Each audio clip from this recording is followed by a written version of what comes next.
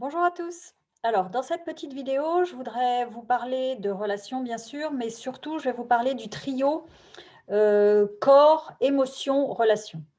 Pour moi, ce trio-là, c'est quelque chose de fondamental. Notre corps, quand on prend soin de notre corps, sur le plan physiologique, il faut bien comprendre que, on ne peut pas avoir, un corps, dans une forme optimale si on s'occupe uniquement de sa partie physique.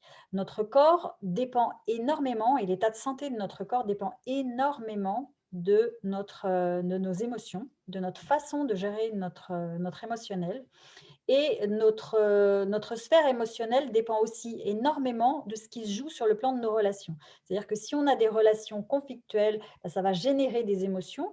Si on ne sait pas gérer ces émotions-là, et ben, ça va avoir un impact sur notre corps et donc ça va avoir un impact sur notre santé. Donc pourquoi est-ce qu'on s'occupe du trio? Bah, c'est justement pour avoir un impact sur les autres sphères quand on s'occupe d'une des sphères spécifiquement.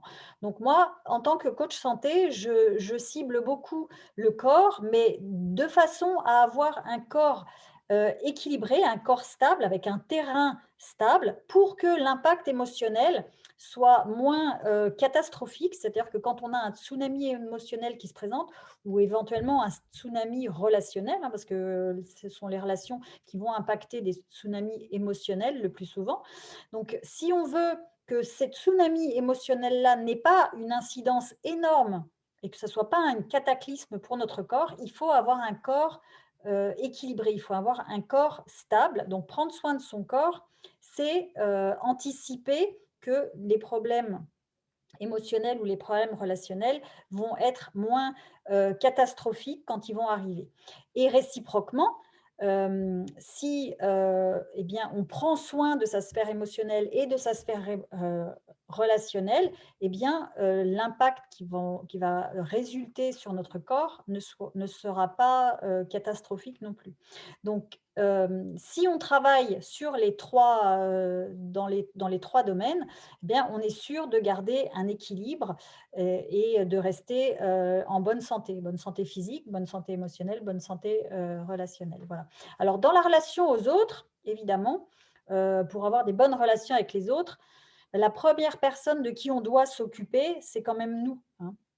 Donc ça, on le voit, ça c'est l'exemple que je cite, tout le temps, c'est dans un avion, c'est évident que, on nous dit, bah, s'il arrive quelque chose, vous d'abord vous mettez votre masque et quand vous allez bien respirer, vous allez être en capacité de prendre soin de la personne qui est à côté de vous. Si c'est un enfant, notamment, personne ne pourra prendre soin de lui si c'est pas vous qui le faites. Mais si vous ne vous êtes pas occupé de mettre votre masque d'abord, bah, vous risquez de ne pas pouvoir vous occuper de l'enfant non plus.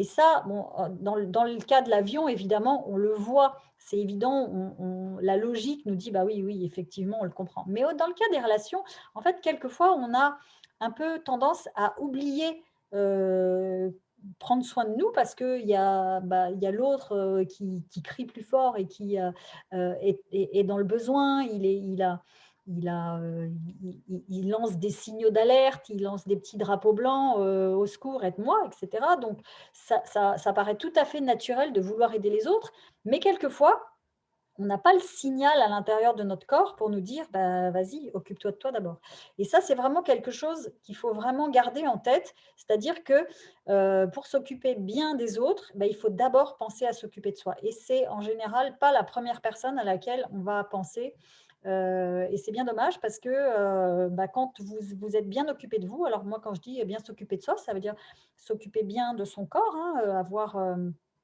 un équilibre sur le plan alimentaire, mettre dans son corps des choses, bah, qui vont, lui apporter de l'énergie plutôt que de lui en prendre, hein. Il y a beaucoup de nutriments aujourd'hui, il y a beaucoup d'aliments, qu'on appelle des aliments, mais qui sont un petit peu anti-physiologiques par rapport aux besoins du corps et qui sont des bouffeurs d'énergie, en fait, des aliments qui viennent, pomper de l'énergie à votre corps parce que pour les assimiler ou pour les stocker ou pour s'en débarrasser, et bah, il va falloir que le corps dépense de l'énergie alors qu'on aurait tendance à croire que mettre des aliments dans son corps, ça va nous apporter de l'énergie. Il y a des aliments qui ne nous apportent pas du tout d'énergie, au contraire qui nous en prennent énormément.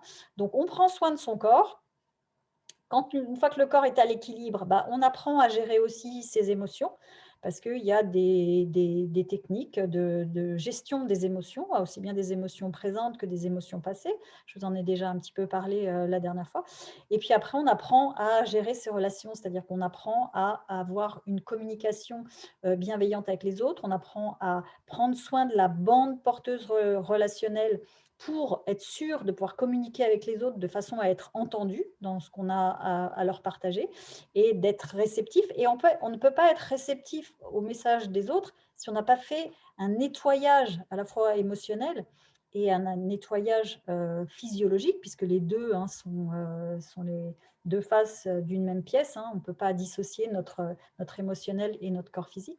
Donc voilà, donc ça, c'est tout un tas de choses qu'il faut prendre en compte avant de rentrer en relation avec les autres, parce que sinon, bah, on prend le risque d'être déjà nous-mêmes en déséquilibre et bah, dès qu'il va y avoir un petit peu de tension par rapport aux autres, bah, ça va appuyer sur des problèmes chez nous et ça va nous mettre dans des états émotionnels un petit peu trop forts et la relation risque d'être endommagée.